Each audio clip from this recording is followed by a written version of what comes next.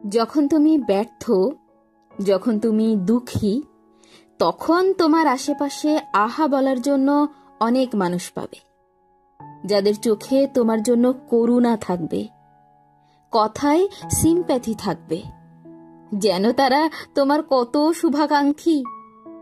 যদিও তারা তোমার কোনো কাজে লাগবে না, তারা শুধু তোমার দুঃখ ভোগ করবে। তোমাকে দেখে ঘরে ফিরে স্বস্তির নিঃশ্বাস ফেলে বলবে, যাক, আমি অন্তত অতটা কষ্টে নেই।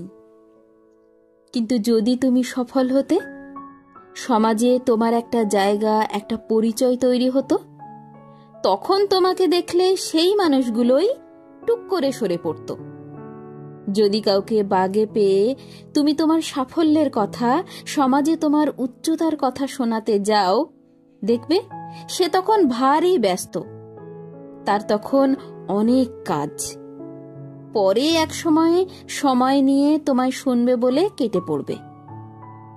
কিন্তু তুমি যদি তোমার ব্যর্থতার গল্প, তোমার দুর্দশার গল্প শোনাতে যাও, তখন কড়াতে তরকারি পুড়ে গেলেও সে তোমার কথা না শুনে নড়বেই না।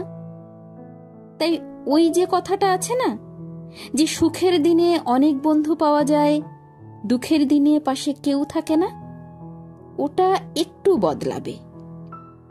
সুখের দিনে যারা তোমার পাশে থাকে, তারা তোমাকে নিজেদের স্বার্থে ব্যবহার করতে পারে, তাই থাকে।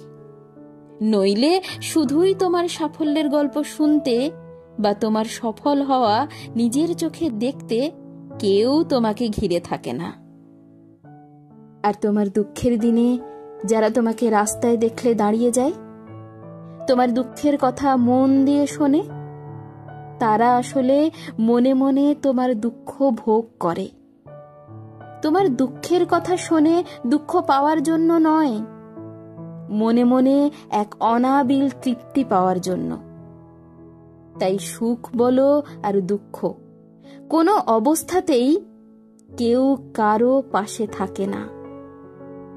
তাই অন্যকে নিজের দুঃখের কথা জানিয়ে আনন্দ না দিয়ে নিজের হাতটা নিজেই শক্ত করে ধরো। তোমার কথা শোনার জন্য কেবল তুমিই আছো, আর কেউ নেই, তা সে সুখের কথাই হোক কিংবা দুঃখের।